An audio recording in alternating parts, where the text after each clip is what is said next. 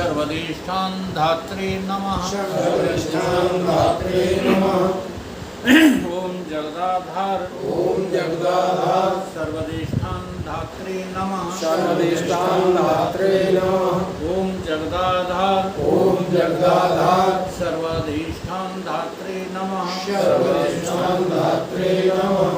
सच्चिदानंद भगवान की जय। सत्य सनातन धर्म की जय। सतगुरुदेव भगवान की जय। ईशावास्य उपनिषद का आज श्लोक नंबर 16।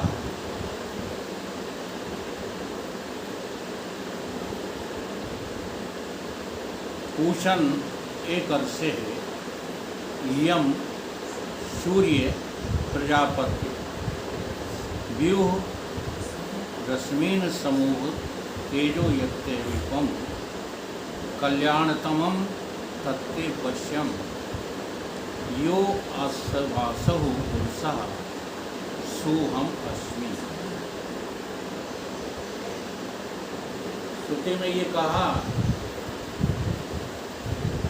कि साधक ये प्रार्थना करता है आत्मदेव से, परमात्मा से, कि तुम ऐसे हो, तुम्हारी ऐसी महिमा है और इस महिमा को मैं जानता हूँ, इसलिए अपनी इस महिमा के आगे जो भी आवरण है, हे गुरुदेव, हे परमात्मा, उसको हटाने के लिए मैं आपसे प्रार्थना करता हूँ। ये सच्चे साधक की पहचान होती है। वो ये प्रार्थना न करे कि भगवान हमने इतनी तपस्या की है तो हमें इसका फल अमुक अमुक मिलना चाहिए। नहीं, प्रार्थना केवल इसी बात के लिए हो कि मैं जानता हूँ आपकी महिमा, कि आप ऐसे हैं, आप व्यापक हैं, आप सर्वत्र हैं, सर्वस्व हैं, सर्वकाल में हैं, परंतु एक पर्दा बीच में जो है पड़ा हुआ है अज्ञान का, वो पर्दा हटा। इस सूत्र में यही बात कही है साधक ने। हे जगत पोषक सूर्य, सूर्य माने ब्रह्म ही है। सूर्य माने कोई ये वाला सूर्य नहीं। हाँ, वैसे सूर्य के मंत्र पढ़े जाते हैं, ओम सूर्याय नमः। इसका अर्थ यही होता है कि वो सूर्य कोई और नहीं, आत्मा ही है। आत्मन एव आत्मना तुष्ट। मैं आत्मा से आत्मा को नमस्कार करता हूँ। यही है सूर्य नमस्कार। लोटा में पानी भर के चढ़ा देना, हे सूर्य देव हमारी रक्षा करना, हमारे रोग मिट जाएं, वो सब अज्ञान के भीतर हैं बातें, विश्वसनीय बातें हैं, वो उनसे मना नहीं करते। हाँ, सूर्य की उपासना करने वाले को कभी रोग दोष नहीं होते हैं तो जल्दी ठीक हो जाते हैं। ये सारी बातें अज्ञान के भीतर हैं, सारे विज्ञान अज्ञान के भीतर हैं। केवल एक ही विज्ञान है, तद विज्ञान अर्थ गुरुम एव अवगच्छेत्, जो केवल गुरु के पास है और किसी के पास नहीं।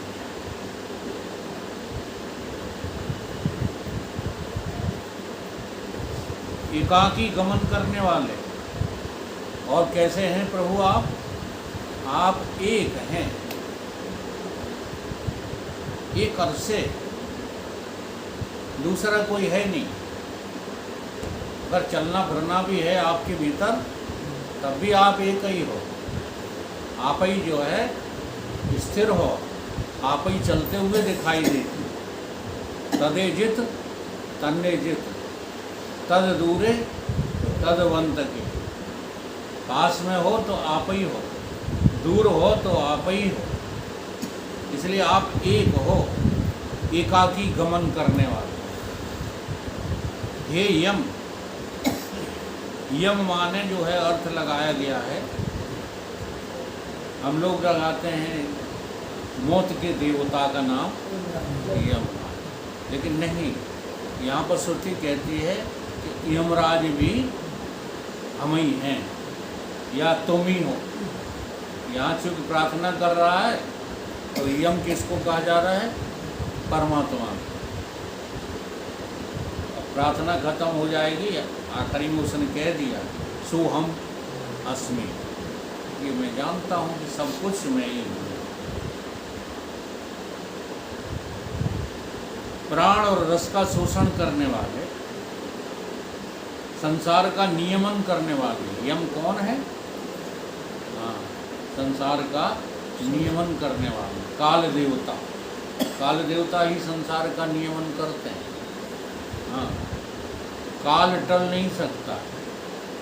तुम चाहे जितनी प्रार्थना करो, ये सूर्य शाम को अस्त हो ही जाएगा, रात के बाद दिन आएगा ही। कितनी भी कवायद करो तो दारा सिंह की तरह खुराक बढ़ा दो, कसरत बढ़ा दो, चाहे जितनी कवायद करो, लेकिन बुढ़ापा तो शरीर को आएगा ही आएगा, नहीं आएगा। अब जो चीज़ अपने आप होनी है उसके लिए प्रयत्न में लगे रहते हैं। हम सब लोग किसको बचाने में लगे? शरीर को बचाने में लगे, और ये बचने वाला है। खूब खाओ, खूब इलाज कराओ। अब उसका ये भी अर्थ नहीं लगाना चाहिए, हाँ, कि अगर कोई रोग दोष शरीर में आ जाए तो हम उसकी औषधि न लें, किसी वैद्य या डॉक्टर को न दिखाएं, नहीं, ये अर्थ नहीं है। इस अर्थ में ये बात नहीं कही गई। इस अर्थ में कही गई है कि चाहे कुछ कर लेना, इसको तुम जो है अपने हाथ में नहीं ले सकते। ये विधि का विधान है। तुम्हारे हाथ में केवल कितना है कि तुम जान जाओ कि तुम कौन हो। ये बस तुम्हारे हाथ में, और कुछ तुम्हारे हाथ में है ही नहीं। खामखा जो है जीवन बर्बाद कर बैठे हो, कुछ नहीं है अपने हाथ में। प्रजापति नंदन, हे प्रजापति के पुत्र। प्रजापति के पुत्र का मतलब है ब्रह्मा। ब्रह्मा के कई नाम हैं। ब्रह्मा को हिरण्यगर्भ भी कहा है, ब्रह्मा को जो है प्रजापति के पुत्र भी कहा है। तो अपनी इन किरणों को हटा ले, अपने तेज को समेट ले। ये बात अर्जुन भी जो है गीता में भगवान कृष्ण से कहता है। जो विराट रूप देखा है तो कहता है ये अपने इस जो है तेज को हटा लीजिए, ये मुझसे सहन नहीं हो रहा। अपने तेज को समेट ले। तेरा जो अतिशय कल्याण रूप है उसे मैं देखता हूँ। ये जो आदित्य मंडल स्थित पुरुष है, अब ये बात जो है साधक ने ईमानदारी की कही। आदित्य मंडल माना ये सूर्य मंडल नहीं, ये प्रकाशमयी मंडल जो है। हाँ, इसलिए यहाँ रात तो रात है ही, लेकिन दिन भी तो रात ही है। मोह निशा सब शोभन हारा, देखिए स्वप्न अनेक प्रकार, यह जग जामिन। अब जगत है तो रात है। अगर संसार आपको सत्य दिख रहा है तो आप सो रहे हो, आप जग नहीं रहे हो। ये जो रोज का सोना जगना है, ये सोना जगना तो किसमें है? आभास मात्र में है। ये तुम्हारे स्वरूप में सोना जगना नहीं। यह जग जामिन, जाग है योगी। योगी जागता है। जब आ गया सब, तो योगी कौन है? आत्मा कभी सोता ही नहीं। आत्मा कभी सोता है, उसका अनुभव करके देख लो। जागृति के बाद स्वप्न, स्वप्न के बाद सुषुप्ति। जागते हो फिर सोते हो, फिर स्वप्न देखते हो, फिर जागते हो, फिर स्वप्न देखते हो, फिर सोते हो। ये जागना, सोना, स्वप्न देखना, ये किस में है? ये आभास मात्र में है। ये तुझ चेतन आत्मा में, योगी में नहीं है। तो कौन है? योगी। इसलिए भगवान गीता में बार बार कहते हैं अर्जुन से, तू योगी हो जा। लोगों ने यही समझाया है, योगी का मतलब है किसी चमत्कार सीख ले, कुछ हाथ पैर पटकना सीख ले। ये योगी होना थोड़ी है। योग का अर्थ है आत्मा। तू आत्मा ही है, ये जान जा। तो साधक फिर ईमानदारी से कहता है कि वो कल्याण रूप उसे मैं देखता हूँ, यह जो आदित्य मंडल में स्थित ब्रह्म है ना, चेतन है, आत्मा है, वो मैं ही हूँ, वो कोई और भी। जगत का पोषण करने वाले सूर्य, अकेले ही चलने वाले एकर्ष, सबका नियमन करने वाले यम, हिरण प्राण और रसों को स्वीकार करके के कारण से सूर्य, प्रजापति पुत्र होने से प्रजापति, अपनी किरणों को दूर कर लो। अपनी जो आभा तुमने फैलाई है, ये संसार जो तुमने फैलाया है, ये दूर कर लो। इस संसार की असलियत क्या है कि ये संसार 3 कालों में है ही। यही है किरणों का समेटना। अपने तेज यानी संतप्त करने वाली ज्योति को पूंजीभूत एकत्रित कर शांत कर ले। तेरा जो अत्यंत कल्याणमय परम सुंदर स्वरूप है, उसे तुझ आत्मा की कृपा से मैं देखता हूँ। अब साधक होकर के कृपा स्वीकार करनी पड़ती है, ज्ञानी होकर के नहीं। इसलिए हमेशा ज्ञान की साधना में भी हमको साधक बन के ही ज्ञान अर्जित करना चाहिए। ज्ञानी बनकर कोई ज्ञान अर्जित कर सका? बताओ।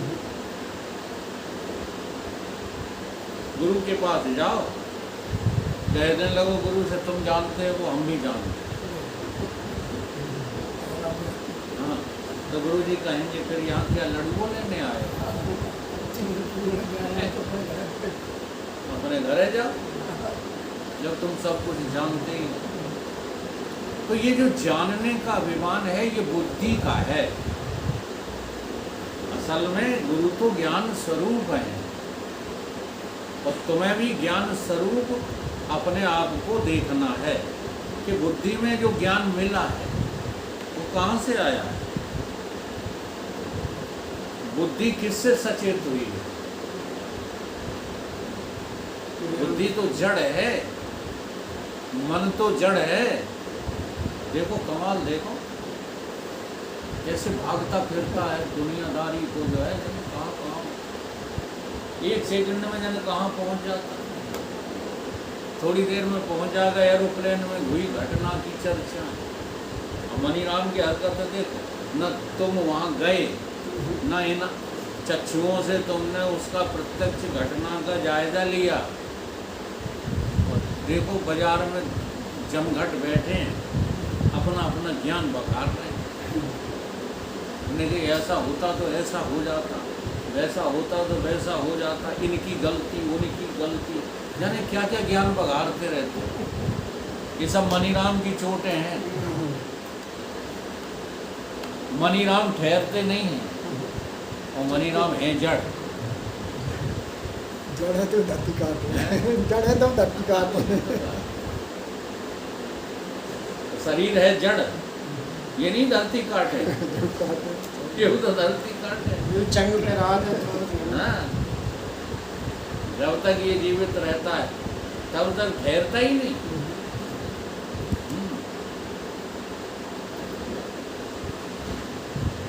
10 मिनट इसको रोक करके तो दिखा दो। 10 मिनट भी तुम्हारा स्थूल शरीर रुकता नहीं है, तो मनीराम कैसे रुकेंगे? वो तो इससे ज़्यादा ताकतवर है। लेकिन ये श्लोक समझा रहा है कि मन को, बुद्धि को जो चेतना मिल रही है वो चेतना किससे है? हे प्रभु, तुझ आत्मा से ही है। आत्मा ही पूर्ण चेतन है और कोई पूर्ण नहीं है, सभी में चेतना अधूरी है। क्योंकि यह जो व्यवहित रूप है, अंगों वाला आदित्य मंडल पुरुष है, जो पुरुषाकार होने से अथवा जो प्राण और बुद्धि रूप से समस्त जगत को पूर्ण किए हुए है, जो शरीर रूप पुर में शयन करने के कारण पुरुष कहलाता है, वो कोई और नहीं है। जब जानोगे तब इसको मैं करके ही जानोगे। तो भगवान ने अर्जुन को जो ज्ञान दिया है वो मैं करके ही दिया है। मैं के आगे मैं खड़ी, मैं ही गई लुकाए। आगे की मैं जब हटे तब पीछे वाली मैं दे दिखाए। अब हम देखते तो अपरोक्ष मैं को ही है, लेकिन आगे जो खड़ी हैं मैं, उनको देखते रहते हैं। मैं देह हूँ तो मुझे खुद दिखाई देता नहीं, दिखाई देता। अगर दिखाई नहीं देता है तो कैसे फटाक से बता देते हो? जैसे किसी ने पूछी, भाई किस कास्ट से बिलोंग करते हैं आप? है? ये हमारी देहाती भाषा नहीं है, ये थोड़ी सब लोगों की भाषा है। किस कास्ट को बिलोंग करते हैं आप? नहीं तो हमारी देहाती भाषा जानते, कौन ठाकर हो, कहाँ से आए हो, यही है भाषा ना।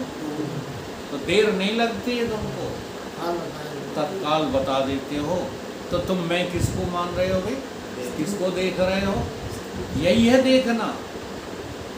तुम अभी इस देह को मैं देख रहे हो।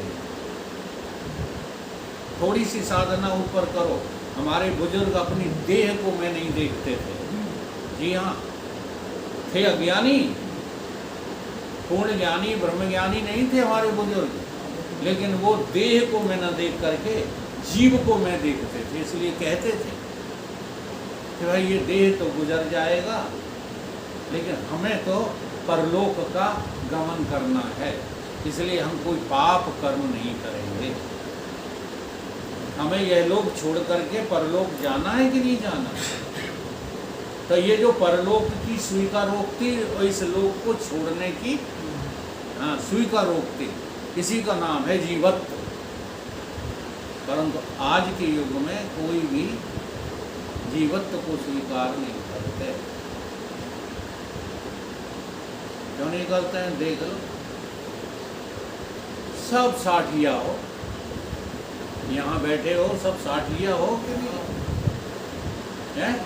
लेकिन फिर भी अभी स्वीकार नहीं है कि देह मरने वाला है। स्वीकार है क्या? लगे पड़े हो दैहिक कार्यों में। अच्छा बताओ, किस बात के लिए देरी हो जाती? जो अपन लोगों ने 9:30 का समय रखा है, क्या क्या करते रहते हो जिससे देर हो जाती है?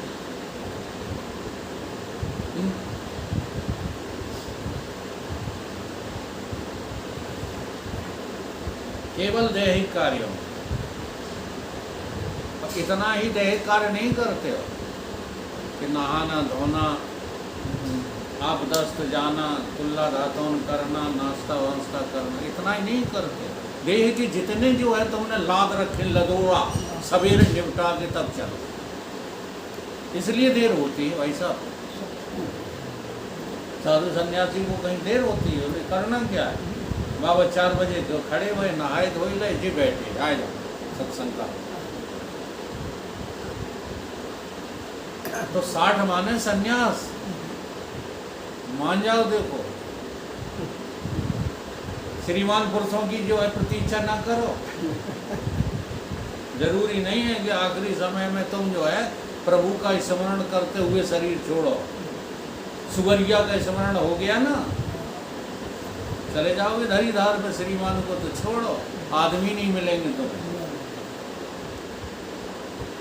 इसलिए ये उम्मीद न रखो कि हम श्रीमान पुरुषों के यहाँ जन्मेंगे, इतना तो हमने कर लिया। नहीं,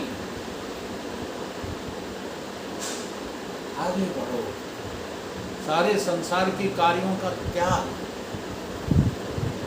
रोटी पानी की चिंता मत करो। रोटी पानी तुम्हें कोई खिलाएगा नहीं। यहाँ पर क्या काम करेगा? ज्ञान, प्रारब्ध का ज्ञान।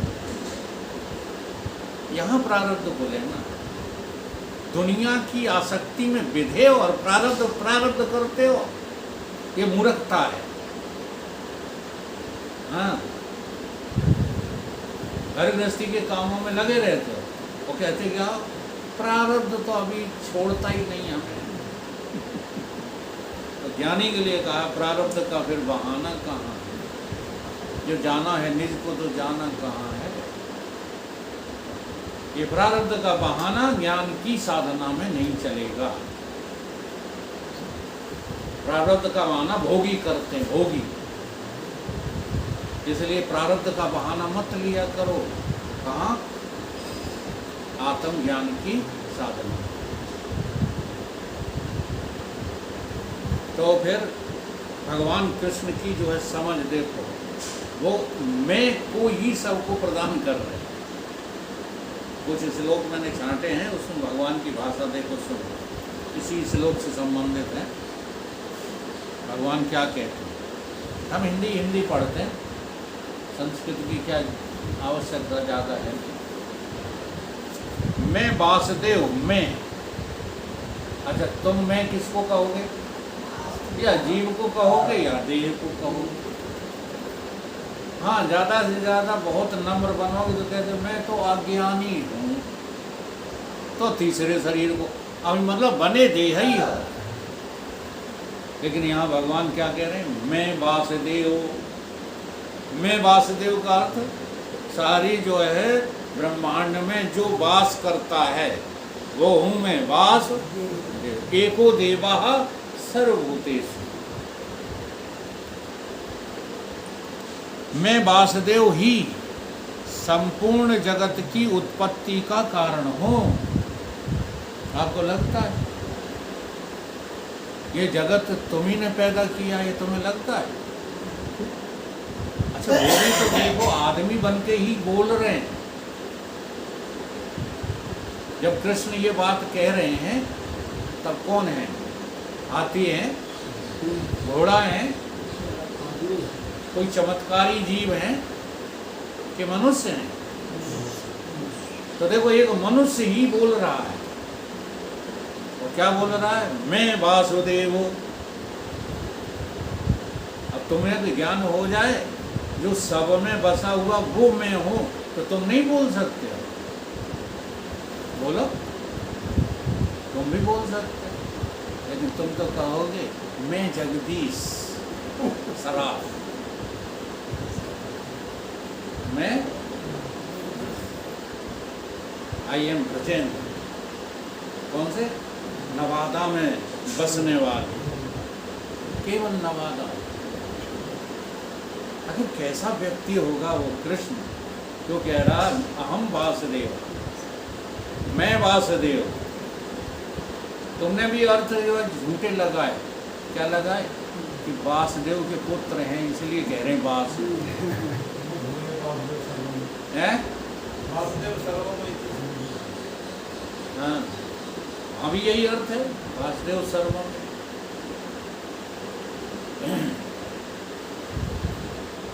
अभी यही अर्थ है वासुदेव का।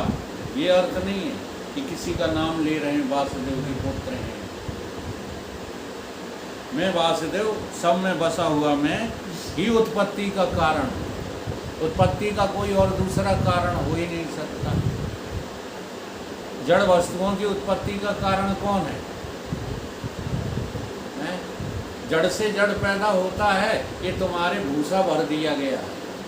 इसलिए जब तुमसे पूछा जाता है कि तुम्हारी पूर्वज जिनसे तुम उत्पन्न हुए हो वो कौन थे, तुम कहते हो आदिवासी, तुम कहते हो बंदर, तुम कहते हो अमीबा। तो अमीबा की संतान हो तुम। जो ज्ञानी होता वो क्या कहता है? कहता ईश्वर अंश हूँ।